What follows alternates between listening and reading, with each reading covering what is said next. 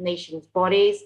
So she's part of the advisory group for the Age 2020, Spreading Excellence and Widening Participation.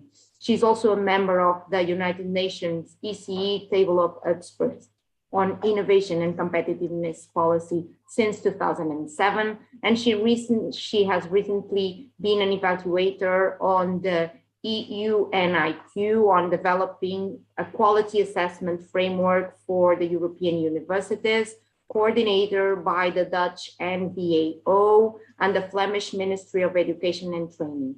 She currently shares the Strategic Advisory Board of the Imperial College Institute for Molecular Science and Engineering and is board of the member of Accreditation Council for the Entrepreneurial and Engaged University and the University Industry Innovation Network. So it is our pleasure to have you here with us. And we are delighted to have you in our session. So please, you have the word, Marina. Many thanks on behalf of the organization, but also in my personal behalf, because I really enjoy to have you here. It is always a pleasure to listen to your lessons. Many thanks. Thank you. Thank you very much, Joanna. It's really a pleasure to be with you. Thank you very much for inviting me. Actually, it was a very nice coincidence that we met as guest editor and reviewer in this special issue that I'm now guest editing for Frontiers. And this is how the idea of this participation in your conference came out with the proposal to talk about this transition from innovation systems to system innovation. This metaphor, if you want, or which is not really a metaphor, it's now becoming a reality, is really encapsulating this transition that we are now witnessing in innovation policy. And this is what I actually want to talk about today. I would like to share with you a few thoughts about this really crucial moment of transitioning from the so-called second frame of innovation to the third frame, or from the innovation system to sustainability transition paradigm. We have recently started a new project with the JRC together with the European Committee of Regions, which is trying to provide exactly, the tools, the practical tools and insights to help policymakers and practitioners in the regions and the member states of the EU to achieve this transition more smoothly. And this is what I would like to talk to you about as well by the end of my presentation. This project has actually gone through several names. We initially wanted to call it S4, Smart Specialization Strategies for Sustainability. But then after a few transformations, the name, at least for the time being, is Partnerships for Regional Innovation. So let me start with this general assessment of a world that is in transition altogether under the influence of some factors that we are all aware of. We are talking about demographic changes and aging population. We are talking about food and water availability or security. We all have been through this terrible COVID pandemic, and we are now aware of, or even more aware of, the importance of human health or public human health conditions. We are now getting through this energy crisis, and that's revealing all these energy dependencies that we have. And on top of that, of course, we have this industry 4.0 with all the technologies and industrial sectors it encompasses, from automation, artificial intelligence, big data, robotics, and so on. And that raises a lot of challenges on several levels. But of course, summarizing or reflecting challenges or steps to follow regarding all this, on top of that, we have this level of policy documents which provides the directionality for the coming change. We have the 2030 agenda with the 17 Sustainable Development Goals, or the Paris Agreement, the European Green Deal, or the new industrial strategy. So all this forms together a very solid policy background which highlights the need for change. So you may say, all right, yeah, okay, we knew we need to change, but why so big? Why is this such a big rush? And there is a growing awareness among policymakers, especially innovation experts, that the current patterns and mechanisms of innovation policies are no longer fit for the objectives of societal and environmental sustainability that we are aiming for. And I've selected here this quote from a recent article by Johann Schott and Ed Steinmüller from SPRU, which I think reflects perfectly this growing awareness that our existing R&D and national systems of innovation frames for STI are no longer fit for addressing the environmental and social challenges, that many of the technologies that we are using today contribute to resource consumption, wasteful fossil fuel-based paradigm. It contributes to inequalities, and it exacerbates inequalities. So in one word, our current patterns of innovation as we know it and as we have known it for 30 years, since late 90s, are no longer fit. Well, you might think, oh, right, that's heresy. How come, it's been good for 30 years or more and now it's no longer good? It doesn't mean actually that we are discarding everything we had. It means actually that we are moving forward in a sort of additional layer that comes on top of what we have practicing up to now. This diagram here represents this layering of paradigms, from the science and technology policy that came after the Second World War to the innovation systems policy characteristics to the late 80s, 90s, and the first decade of the 2000s. And then this emerging innovation policy that is known also as transformative innovation policy or sustainability innovation policy or system level innovation. There are different names that basically refer to the same thing. Now, if we are looking across the last 50, 60, 70 years, we can come up with this classification, with this division of innovation models that have been predominant over the last 70 years or so. I'm sure you are all familiar with the so-called framing one innovation for growth, which included the early days of innovation models, the linear models, the interactive models, the networks, neither market nor hierarchy, or the famous mode 1 and mode 2 of knowledge production of Mark Gibbons. Then this was in the 1950s until mid 80s, late 80s. Then starting from the late 80s, we see the emergence of the national innovation systems larger framework with, of course, the national innovation systems per se framework and its relatives, so to say, the regional innovation system, the technological innovation systems, the sectoral innovation systems. And then once with the triple helix model also starting to grow from the late 80s, early 90s, we see the growth of these helix models adding more and more helices, the fourth, the quadruple helix, the quintuple helix, and even going up to a generalization of n-tuple helices. And of course, if we had had this meeting last year, I would have told you that the smart specialization strategies would be the latest cry of innovation policies. But no, here we are. We are now talking about a new wave, a new frame coming, encompassed or represented particularly by these theories known as sustainability transitions, developed by scholars like Frank Gales or Paula Kivima. There is also an organization called Sustainability Networks that has developed this body of literature over the last 20 years or so.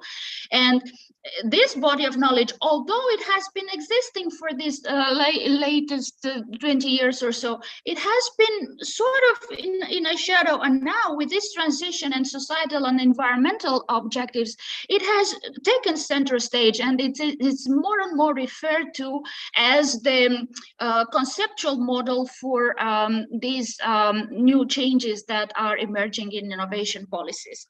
We are now witnessing this need for better aligning innovation objectives with contemporary social and environmental challenges.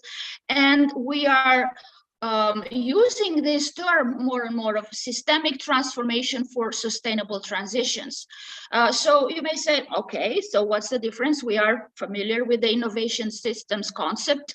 We know about its constituencies, we know about its mechanisms. So what's new?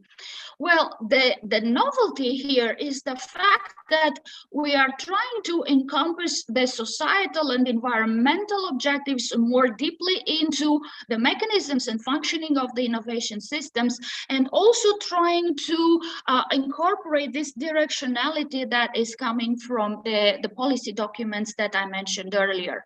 Of course, the process is not going to be an easy one. It is far-reaching because it touches upon several linked systems: technological, organizational, institutional, political, economic, socio-cultural.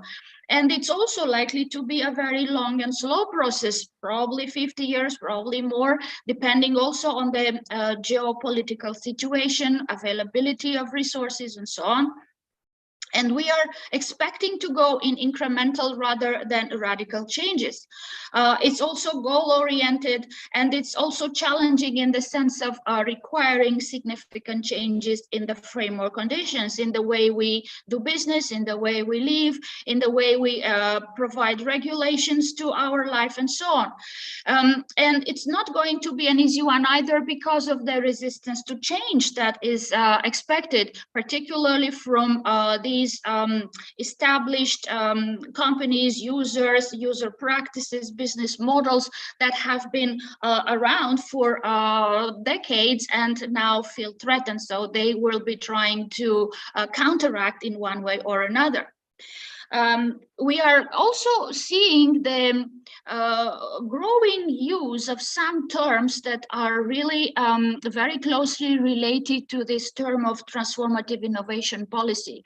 And here, of course, we have this notion of system innovation, but you may also be familiar with the multi-level perspective or the whole of government approach, the transformative government as a new breed of government that is called to guide and regulate the transition.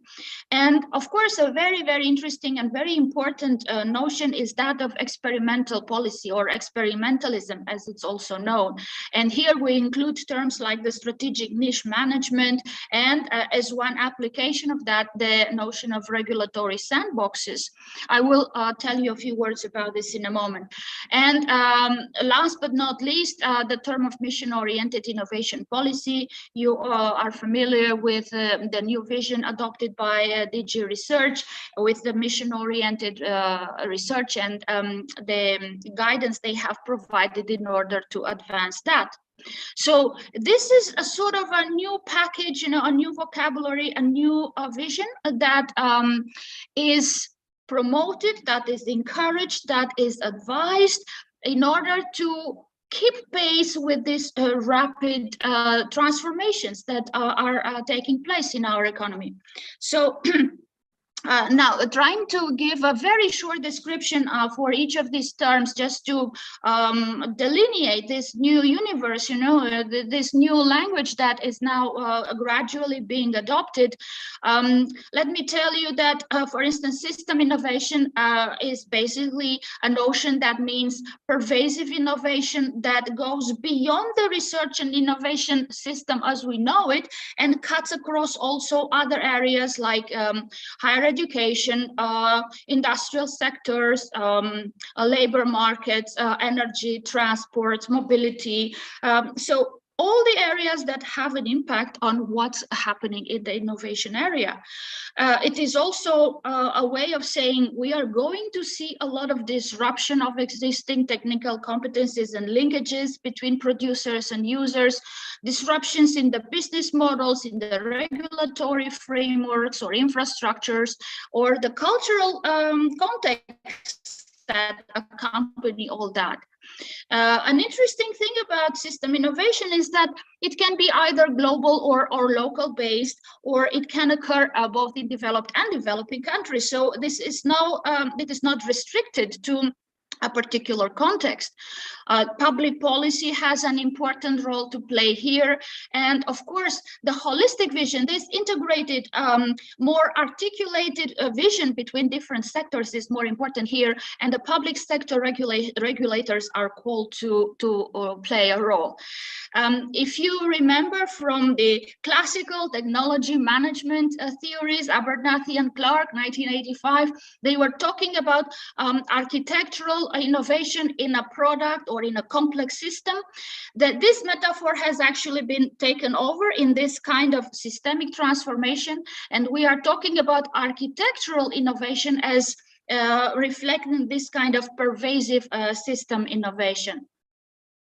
In terms of the multi-level perspective, I'm sure you are familiar with this very complicated from Frank Els and Johan Schott, which actually looks complicated, but it's not that complicated if we look at it more closely, because it tells us that technological transitions emerge as a result of interactions and dynamics at three levels: the niches, the niche innovation, the socio-technical regimes, and the landscape. And these actually represent levels in, stratification in our socioeconomic life, in the sense that those niche innovations are those small places, narrow places where innovation can appear in the form of different ideas that then they grow, they coagulate, and if they are sufficiently protected, they get gradually aligned, stabilized, and may lead to a new socio-technical regime. Which happens here at the meso level. On the other hand, at the upper level, the landscape, this is the level where you see all these major external exogenous influences that put pressure or create triggers for change, also at the meso level. So this meso level becomes the most important place, because it concentrates inputs and influences both from above and from below. And this is how we get to understand this system innovation as a multi-level phenomena, incorporating influences from several levels and of course from several actors and from several policy domains. And this is what makes the difficulty and the complexity of the whole concept. The whole of government approach is, again, a notion that is by no means new, but it has been applied in some countries around the world, but didn't really come center stage. We are talking here about coordinated efforts across different parts of the government, or with external organizations outside the government, in order to address complex challenges or to organize large-scale resources because of this focus on coordination and integration. This is not easy. Again, we may encounter here a lot of rejection, resistance to change, the so-called public sector cultural patterns called traditions. And so there is a very clear need for some specific guidance in how to achieve this whole of government. And I have selected here a number of guiding principles that come from the literature. We have developed more of that in our report on the regional partnerships for innovation. This is just to give you an idea of what can be done and how the concept should be approached, starting from assessing obstacles to cooperation and identifying solutions, down to understanding the reasons for silos, allocating time and resources, paying attention to accountability and risk management, and acknowledging the politically sensitive nature of the approach. Overall, this is a combination of bottom-up and top-down, but the most important is, of course, this integration of the bottom-up players, so that you have a solid basis for reaction at the higher levels. This is another guidance on how to build a whole of government approach that shows you the intensity of the process, starting from a lower level to a higher level and going through stages like cooperation, coordination, collaboration, integration, up to this superior level of holistic government. Again, a number of steps are suggested, are recommended in each of these stages. For reasons of time, I'm not going to enter into these details, but you will find all these details in the report that will appear very shortly. And we now come to this experimentalist policy, which to me, just as a, as a personal impression, I think that is really the most important and the most challenging part of the whole process, because of course there is no single best pathway to sustainability that is known in advance, and you need to experiment, you need to test, you need to validate, you need to bring together people that brainstorm or design new ways of doing something, but of course they will have to abide by the existing rules. And then what do you do? How do you get this protective space that would allow you to go beyond the existing regulations without getting penalized? This is where you see the importance of niches, and this is where the concept of niche or niche strategic management comes in, because it aims to provide some space for experimentation. This table here is drawn from a recent article by Paula Kivima and Katrin Roge, which tries to identify some stages in this strategic niche management process and connect it to experimentation. And they also identify the conditions for the success of the project. For instance, in case of in the first stage, the project will be successful if more actors share the same expectations and the expectations are based on tangible results. But then going further, the process will become successful when it manages to embed technologies, when it creates a societal impact, when it covers multiple dimensions, and it becomes reflexive. That is, it tries to identify solutions for its own improvement. And one very practical way to achieve this experimentation is the regulatory sandboxes, which is a concept that has been initially tested in the UK by the Financial Conduct Authority, and then it spread around the world. There are several parts of the world that are introducing that now and are using it. And it's basically about the introduction of a legal framework and a legal authority, of a regulatory authority, that approves these exemptions from the existing rules for a limited time and for certain well-defined purposes in order to minimize the risks, but allowing to provide these lessons on the basis of which they should then later modify the existing regulation based. Then we also have this mission-oriented innovation. You are also familiar with that. This is the OECD approach, which distinguishes between different types of missions, mission-oriented strategic frameworks, challenge-based programs, thematic missions, ecosystem missions, and so on. There is an excellent description of all these types in this report by the OECD 2015. So again, you see the concept is not really new, but it has got a new light now since this renewed emphasis on the transitions. And now, finally, just before concluding, a few words about this new project of the GRC that we started about 6 months ago. And we are about to launch on the 17th of May, so very, very soon, in about 2 weeks' time. We called it Partnerships for Regional Innovation, and it's really aimed to be a tool, an instrument to help regions and countries and member states to navigate through the challenges of this transition. We are also trying to extend innovation objectives beyond innovation per se, trying to cross-fertilize other areas, as I mentioned. And we are also trying to get people people more familiar with these concepts that I explained, the whole of government, the experimentalists, the sandboxes. We are also building on the smart specialization strategies because, of course, these S3 or RIS3 strategies are here to stay, at least until the end of the current financial framework, until 2027. We have conceptualized this, the building blocks of this new tool as an interplay between three building blocks. The basis, the foundation for that is the so-called strategic framework, which encompasses all these policy domains and all these principles that are necessary as a starting point. And from that, you move into the open discovery process, which is a sort of version 2.0 of the entrepreneurial discovery process of the EDP of the smart specialization. And then we realize all this with the policy and action mix. And that represents the totality of policy instruments, funding sources that one can use in order to provide resources for these transition projects.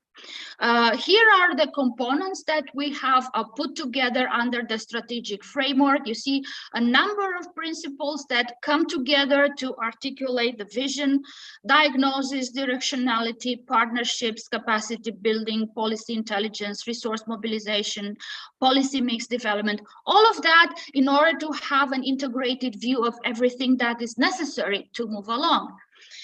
Then the open discovery process, which encompasses elements like being open, considering some goals, agendas, boundaries, control versus influence. This means that the discovery process should be conducted as a way of monitoring the progression, the evolution, rather than controlling it or, exerting a very heavy hand. Working backwards from goals means this attempt to meet certain goals by certain deadlines rather than keep an open-end agenda as we used to have until now. And directionalities are those directions, those perspectives that come from the policy documents. The policies and action mix, this is really about the funding instruments that could be used together in order to provide the necessary funding. And the last item that I want to talk about is this call for expression of interest that we launched just a few days ago. The deadline was the 25th of April, where we invited European regions, countries, cities, or even associations of regions to participate in a pilot action to test and validate this new approach. The idea is to end up with 24 or maximum 24, or perhaps even a little bit more if the demand is very strong, European territories that will work together with the JRC, with our scientific committee and a number of external experts in order to test and validate this tool.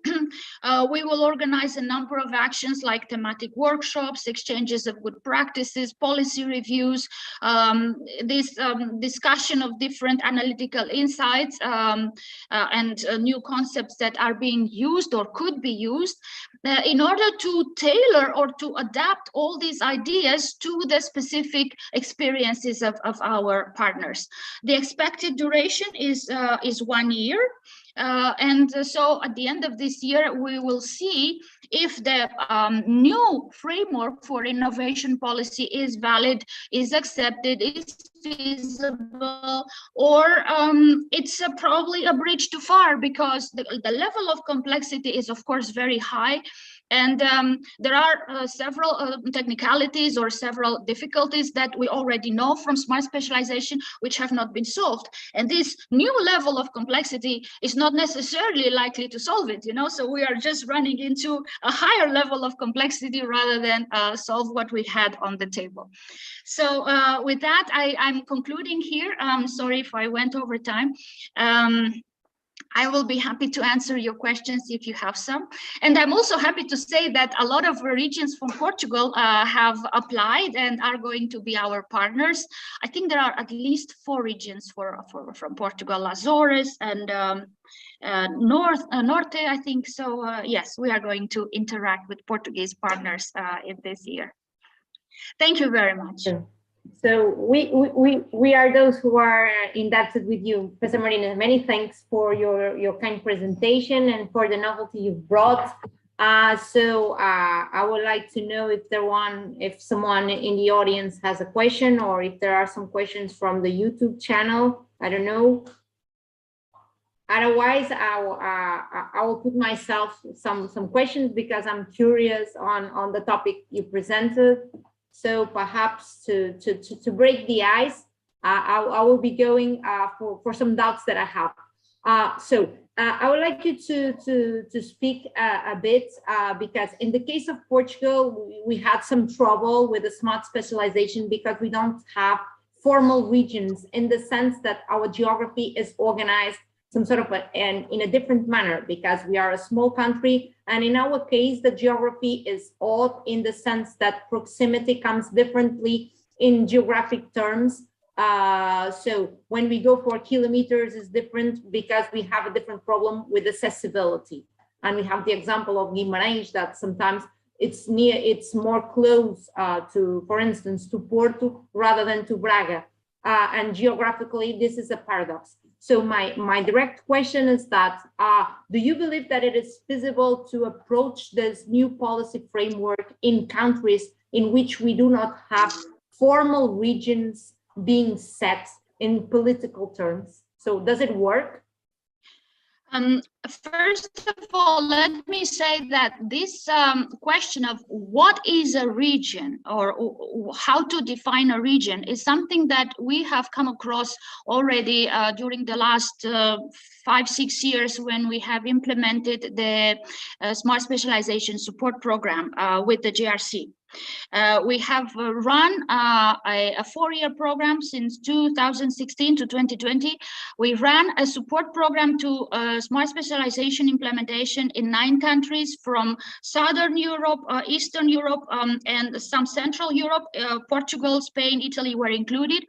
And we have had this situation where we usually call regions what we have from the NUTS2 classification, but that doesn't necessarily reflect the regional innovation systems. So this superposition, this overlay between the NUTS2 territorial regions and the actual regional systems of innovation is not always a very good fit. And then the question is, how do you define a regional innovation system or a region that should be participating in all these activities and plans and strategies? All the more so when you are dealing with very early incipient regional innovation systems. And this is what we have seen a lot, particularly in Central Eastern Europe and in some regions of Spain, Portugal, and Italy as well.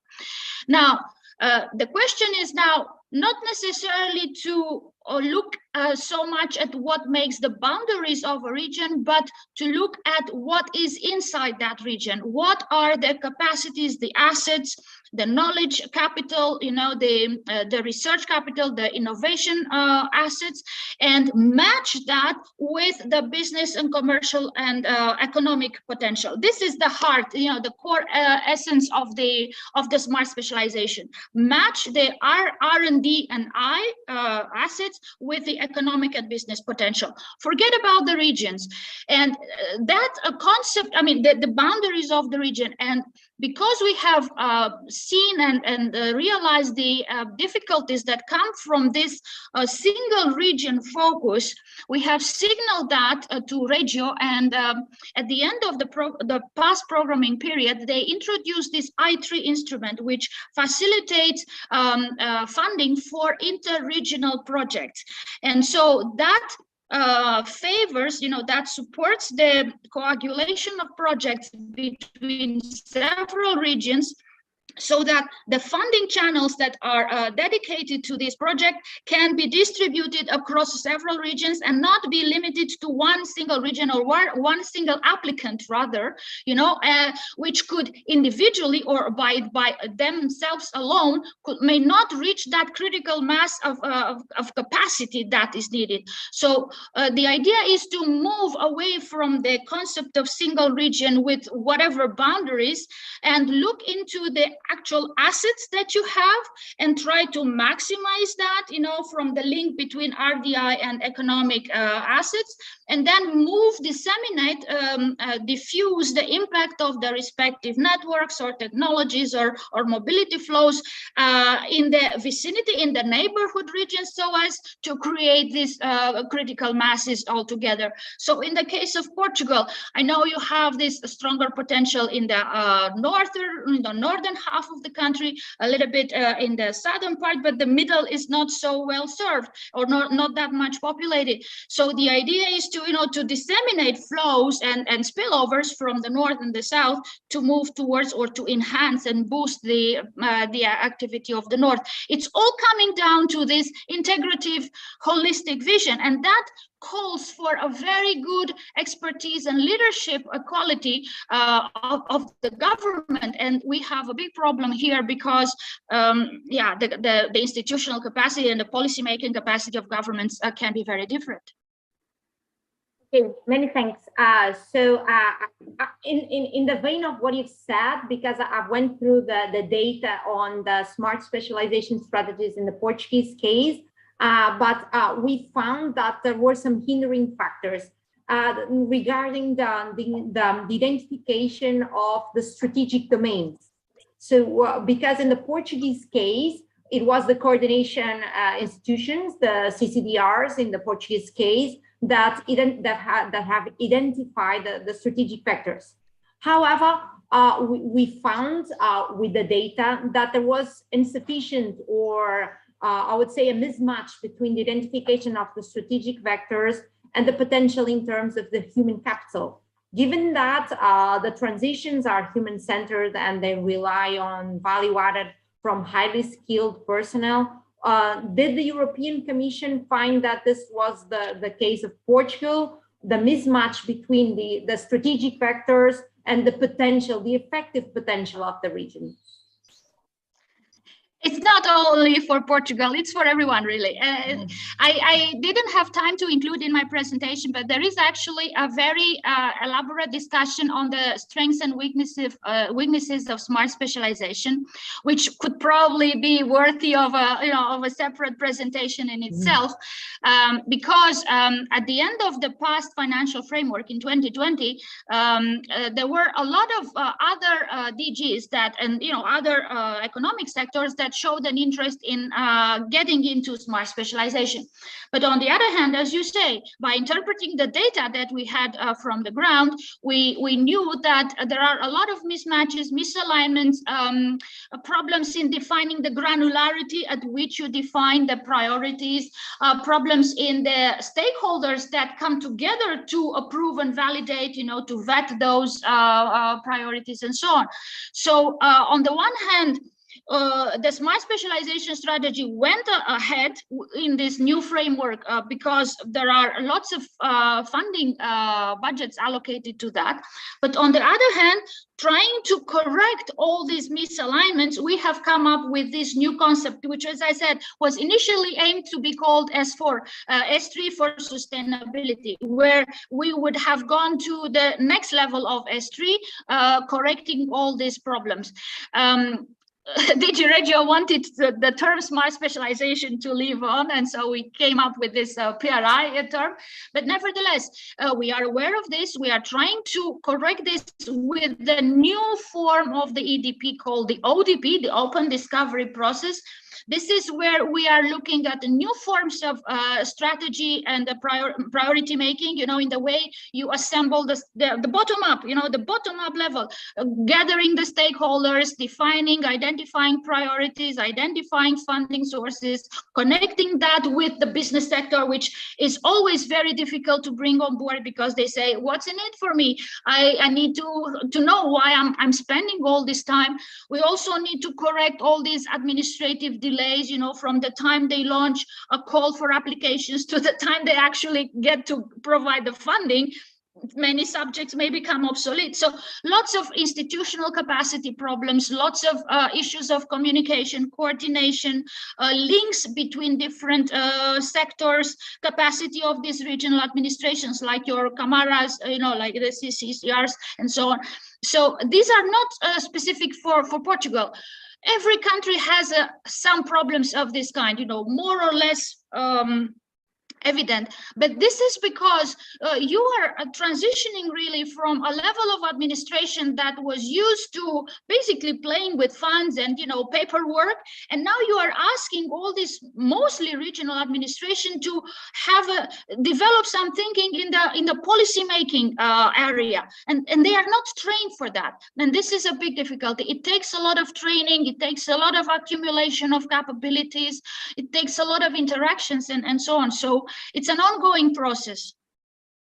Okay, so I would like to pose another question because, and this is some sort of provocative, because we've spoken about the government, the industry, and now in terms of the academia. And going back to the grounded data, there is also a mismatch between, I would say, the university mission, so what the university is bringing to the job market and to the entrepreneurial fabric, in the sense of the weak ties that are going from those who are undergraduate or graduated in the universities, and then the needs of the entrepreneurial fabric.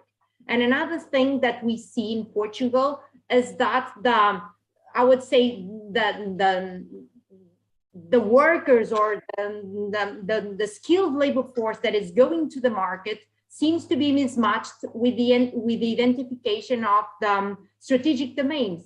So, and in some cases, or in most cases, our research proves that the university is failing even in mission 1. The university now is required to have the 3 missions being accomplished in terms of the societal give back. However, we feel that the university seems to be appraised as of few use by the academic fabric, even in the sense of the graduates produced. They are mismatched. Is the European Commission aware of that mismatch? Because if we are just leveraging one domain and we are producing undergraduates in the sense of the students being one product, so how can we just nail this mismatch between the role of the academia and the needs of the entrepreneurial fabric in the region? Is there something to overcome the problem?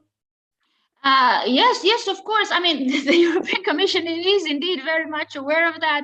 We have had a lot of discussions, for instance, with DG Education and Culture, DG EAC, about how universities, the higher education sector in particular, contributes to smart specialization, but not only to smart specialization. It goes beyond this latest framework of smart specialization. This is a very long issue of matching the graduates and the skills with the needs of the market.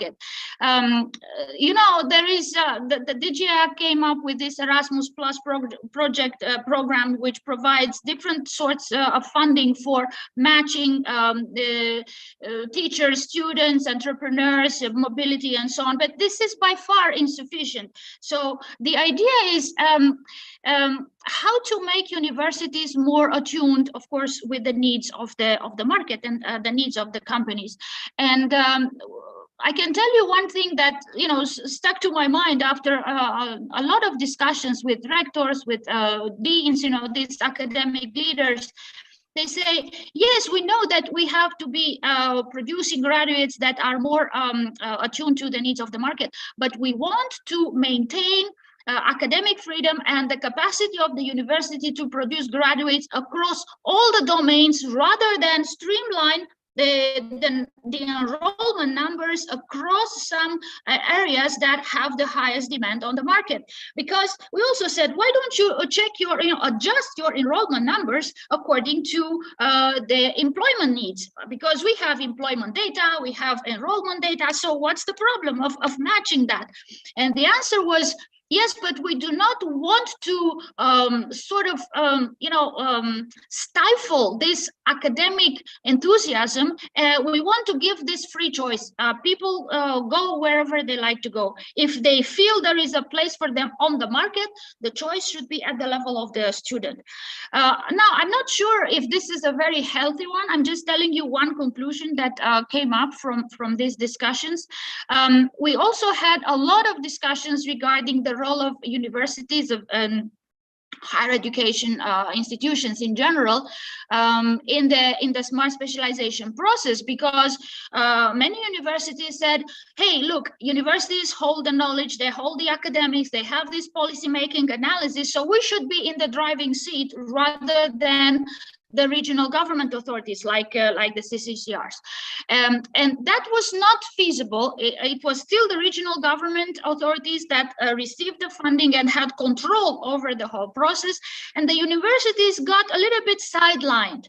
When we had a study, and this is still going, it's called Higher Education and Smart Specialization, which looked at the way several universities in Europe have adopted smart specialization agendas.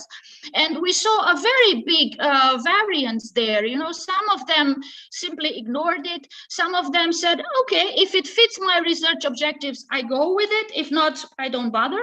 And others have simply created specific departments to go for those priority areas of the region. So have gone for the maximum match. It really depends on also on the drive of the people, the leaders. There is also another factor, the level of risk involved. You know, there are academic leaders that may be very risk averse, and engaging into such a new agenda can be shaky. You know, it can be a little bit. You can expect a lot of unknown things, and for those people who are not so eager to, so adventurous, they may go for the safe, charter territories. So it's really very hard to define a specific path here. We have seen from this study, and this is still going, as I said, a lot of variance in the approach of universities towards these smart specialization objectives. It also depends on the capacity to engage universities in the process, let alone the internal processes within the university. Okay, so Professor Matias has a question. No questions, but I don't know if is a questions, but I would like to give my opinion and try to create questions. I think that when I look for your title of this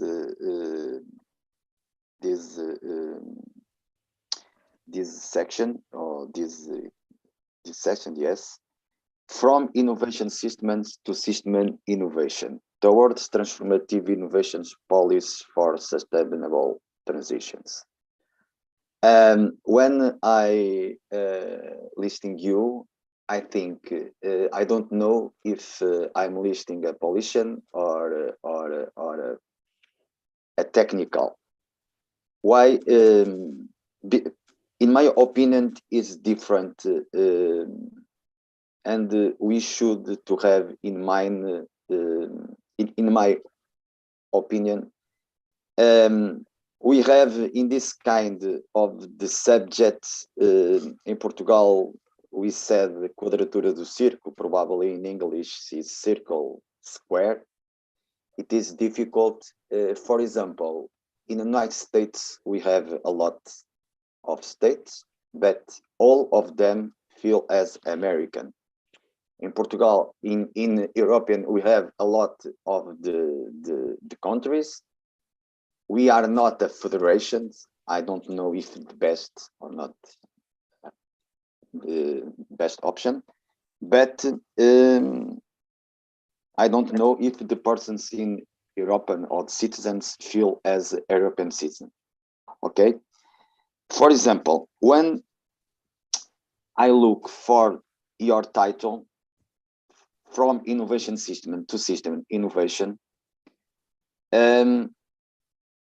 I think that was in the beginning of the last in 19th of the first decade of this century, Portugal and Spain and the developing standards for innovation management systems.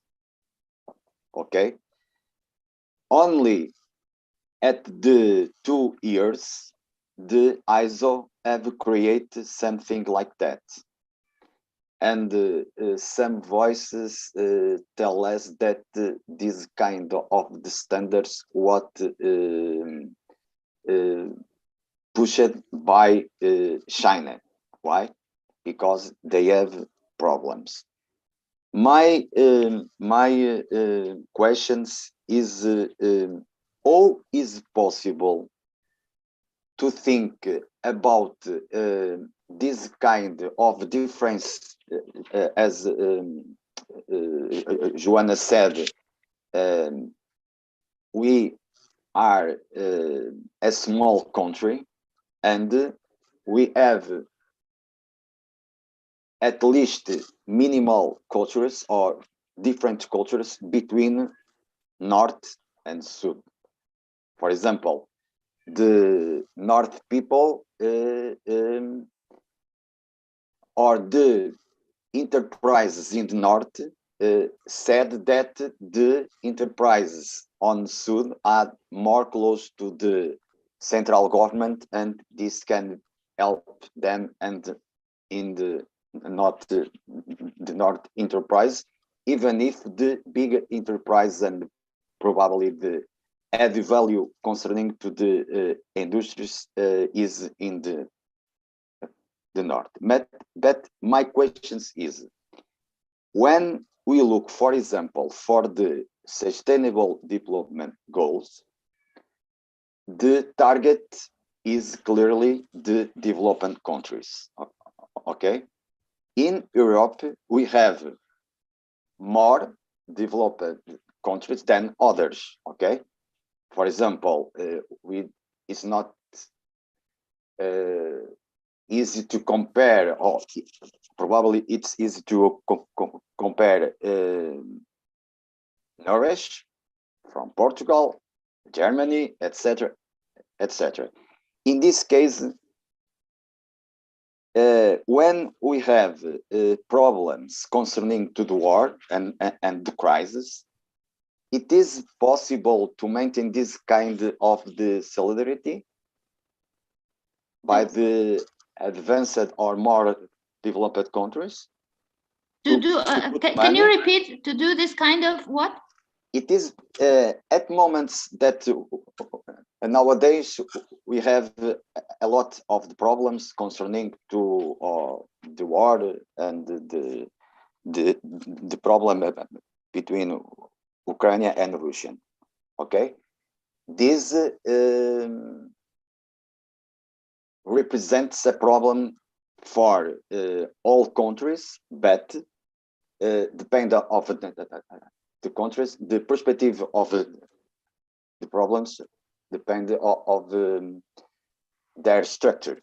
Okay, in this case, do you think that if you maintain this kind of problems, is possible when we don't feel as European citizen to the great advanced countries in Europe to help and maintain the solidarity concerning to the more or less developed countries in our region?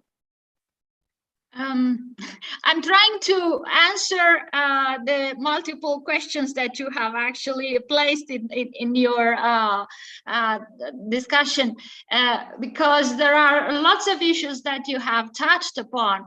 Let me first say that indeed, all this approach that I presented is much more on the policy or politics side rather than the practical side, because we have been working to clarify the policy framework first, and then in order to make it applicable and practical for regions, countries, administrations, we have initiated this pilot action where we are going to test and raise exactly the same questions that you have asked here. So at the level at which this PRI has been designed is essentially a policy level with some policy tools and instruments attached. You will see in 2 years, in 2 weeks' time, when we publish the PRI report, the report includes this description of the conceptual framework that I showed you, plus a number of about 70 so-called fishes, which represent, each of them represent practical tools that somebody can use. For instance, these regulatory sandboxes or multi-level governance or whole of government and things like how to do one thing or another. And these things, these different concepts will be discussed with the regions, will be assessed. Is it feasible or is it just fantasies? It is very possible that people tell us, go home. This is fantasies. This is not feasible. You are dreaming. Our economies are now in shambles. We cannot go for this level of complexity. Fine. This will be the reality check, But on the other hand, there is also a possibility that the regions or the countries can see opportunities for further development starting from the realities on the ground. Now, when addressing the other aspect of your question, these differences between developed and less developed or developing countries or regions, this is, in my opinion, and I'm totally in agreement with you here, we have seen a lot of increase in territorial, regional discrepancies, gaps, disparities. And I have very carefully checked the data that come from the Regional Innovation Scoreboard in terms of convergence between regions. And interestingly enough, the Regional Innovation Scoreboard tells us that the convergence is, increasing, that we have a growing rates of innovation, and the disparities are being reduced between regions, with some exceptions somewhere, Romania, Bulgaria, and things like that. But these data correspond? These are RDI levels and data, but do this correspond with the economic levels? I'm not so sure. So indeed, we have a growing disparity between regions, and not only between regions, but within the same country. The center-periphery effects become more and more evident. Now, when you look at the causes for that, there are multiple causes here. First, you can think of the distribution of funding flows. Where do they go? How they are being used? What are the criteria for selection? What is the diffusion of technology patterns? Are we producing technology, or are we simply limiting ourselves to buying technology, and then import and pay all these commissions for imported technology? We look at the quality of our graduates, as we discussed before. We look at the quality of our R&D personnel and our innovation experts. We look at the quality of our trade, import-export balance, and so on. So there are lots of things that need to be taken into account. And again, if we want to fix things, we need to have, first of all, a very good understanding of the system overall. And this is where I think this systemic perspective is very useful. I have been working in the innovation systems paradigm for almost 20 years now, and I'm very fond of that. And I find the transition to systems innovation a very tricky one, just because the capacity to think and make policies across systems is particularly difficult.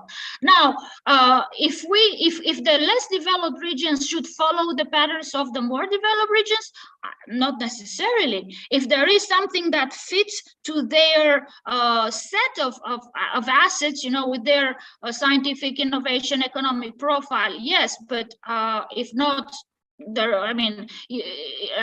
process of adaptation is necessary here. So the idea is not necessarily to emulate what you see elsewhere, but to see what is best fit for your region and how you can develop that. That was also at the heart of the S3 exercise, to strengthen and to identify these local opportunities for competitive development. Well, I'm not sure if I actually addressed your question, but again, I think there are many things involved here, including political issues. You know, the so-called geography of discontent is more present than ever. And these things, yeah, need to be discussed, need to be raised. I cannot pretend to have all the answers. I can only tell you some things about the recent debates that take place within the Commission or between the Commission and external partners, and between different programs that are now running. But these things must be said, you know, must be upraised and discussed and clarified. Thank you very much. I said, when I said the circle square, I remember a music from Coldplay. For example, I look for the European Union and the European Commission. And when I said, or I make an analogy as a circle square is related to produce or to innovate, not what you want, but what we need. Okay, and in my opinion, it's very difficult to this kind of the approach, because it is very important, me as Portuguese and a Dutch feel as European, and we understand that we have a big difference between the countries in our virtual federation. Okay, sorry for this wrong word. Yeah, that's correct. That's yeah, I can understand that. Yes, I can understand that. And I have seen that in other parts of the EU as well. So yeah. Thank you very much, and for the interesting presentation. Thank you. As I said, is a Chinese sentence. For learning is only necessary to don't speak and listen. Okay. So, thank you very much. Do you is there any more comments or questions that you want to raise? I don't know. If there is someone willing to make a comment or a question. Otherwise, so. I have a small comment. Thank you, Karina. Just to say to Marina that I'm very grateful to her for this excellent presentation. I am someone that knows very little from this topic, and it was a very, very informative session with lots of fresh news. And I felt curious to have a look and to search and to learn more about the topic. So I'm very thankful for you, Marina. Thank you so much. Please take a look at the links that I provided in the presentation. We have put information on the PRI project on our website. And we also have information about the call, that pilot action that will start soon. Now we are at the stage of evaluating the applications. Very interesting, very, you know, it's really very interesting to see what the regions around Europe are doing. And the pilot will start soon. We will update the information on the website. So keep an eye on that website as the primary source of information. But the PRI report with all these technicalities and conceptual issues will come out soon. It's now in the publication phase. We just sent it to the publisher 2 days ago. And so that will be the start, you know, the start of this thinking process. There there will be some iterations to that coming from the discussions during the pilot. Follow that, or if you want to participate in the meetings, a lot of regions will organize workshops in their country. So in Portugal, there will be meetings like this, so you can attend. I'm sure it will be absolutely okay, open to anyone. So you are always welcome to attend. Okay, so many thanks. I'm abusing, but I'm posing a last comment. I promise it's the last one, but I would like to listen a bit about your opinion, because the pandemics brought us a different scenario in terms of regions, and some academics are just, they are opening their archives, and they are moving towards de-globalization and internationalization strategies. Do you feel that this new global organization or this new geography of international trade and hyperlinked value chains will give a second chance to the less developed regions in Europe to be centered in the new innovative regions and processes? So is there a new equilibrium in terms of Europe due to the failure of the multi-country value chains? Do you feel so, Marina? For one thing, I think that now it's too early to say, because the turbulence is so high, and the change, you know, is so pervasive, and a lot of things are being really turned upside down, that it's really difficult to say which way they will go. But as a matter of principle, or, you know, speaking from experience of other turbulent moments, there are opportunities in each kind of crisis, no matter how big or small it is. And I think there will be opportunities for developing regions, or you know, this young startups, companies, technology companies, in creating new value chains, creating new market entries. You know, I give you one example, something that I found very interesting. I read a couple of days ago in Diario de Sevilla, because I have a little Spanish, which allows me to understand what's going on around me. And I was very interested to learn that the farmers, the agricultural companies, people here especially in Andalusia, are now thinking to start cultivating sunflower to compensate for the shortages coming from Ukraine. And they say, okay, for us, sunflower is not really a big thing, because we have these large surfaces with olives, and we have olive oil, so the shortage of sunflower oil is not a problem. But we see this opportunity. We have these large surfaces of land which could be cultivated with sunflower and maize, and we can support that with special investment, and we can replace Ukraine in being a major supplier of sunflower and maize. Now, this is not going to happen from one week to another. Of course, it's going to take time. But I was glad to see that these Andalusian farmers have seen the opportunity, and they have started to think, how much water do I need to water my sunflower? Oh, maize needs more water than sunflower. You know, so they are starting in terms of nutrients and fertilizers and water. And so they spotted the opportunity, and they go for it. And I think it will be the same also, especially now that you may have read in the news, the EU wants to ban completely the import of gas from Russia by next year. So it means a huge boost to hydrogen.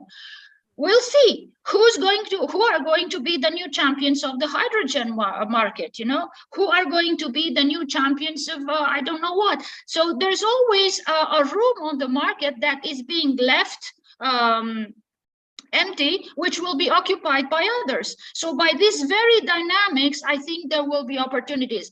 Whether this is going to reach a level of satisfaction and well-being that we had before, no, it takes time, and it takes peaceful, you know, settlement of the economic and market conditions. But yeah, we had 70 years of peace and prosperity. It was too good for us, and now we wanted to change that for the worse. What can you say? But Marina, how many countries in European Union at the moment feel the possibility of Ukraine have with us in our European organization concerning to the position of Ukraine of this kind of the products. For example, Portugal has received money to cut the production of the milk, the wine, etc., etc. This kind of the compensation mechanisms, this is very difficult to understand. We as Portuguese Portuguese or Dutch, etc., etc., can feel as a European citizen is difficult. And in my opinion, the big step concerning to the innovation culture is to feel the all citizens and the European. And we, even if virtual, we need to be a region. And of course, we are winner in same subjects, and we are loser in others. But this is solidarity. I fully agree with you. I fully agree with you. Yes, and yeah, it's already well known that there is a growing gap between the needs and the wishes of the people and the political objectives. But and also the chasm, you know, between the leaders and the society has become larger, and this is something to work on. But you know, it also takes the reaction of the society. If the society stays calm and quiet and bears with all kinds of abuses like that, they will go on. So you have to react, and this is where the tension lies now, you know, because the reactions and the capacity to react to all these problems is being more and more limited, and this is a concern. Thank you very much. So thank you. I will go keep on asking questions, but I promise you. It's a pleasure to chat and discuss the world and, you know, sort the universe. It's really a pleasure for me to have this sharing of ideas with you. I hope to meet you in person soon and continue our conversation. Okay, so it was our pleasure. So on behalf of the organization, if there are no more questions, I want to only okay, say, thank you, Professor. Sorry to interrupt, okay? I just want to say many thanks for your presentation. I'm very curious. I'm the same position of Professor Karina. I will take attention, I will read, and probably we speak in the future, but I think it's a good opportunity, it's a good challenge for make some research. Okay, thank you for sharing. It was important information for us. Thank you. Thank you very much for having me. A joke to finish. Professor José Carlos is from North. Of course he is. He is from Port. Yes. Okay, so it was our pleasure to have you here, Marina. Thank you. We all know that you have a very busy schedule, so thank you for finding the time to be here and allowing us to learn a lot. So we have our channel, so we have real presentations here, but then most of our students are just about to see a presentation in a few days because we are retransmitting. So many thanks. And we would like to have you in person perhaps next year. We don't know. So many thanks. It was our pleasure. Thank you. My pleasure as well. Look forward to continuing our conversation. Okay, so thank you. More. Bye-bye. Bye. Bye-bye.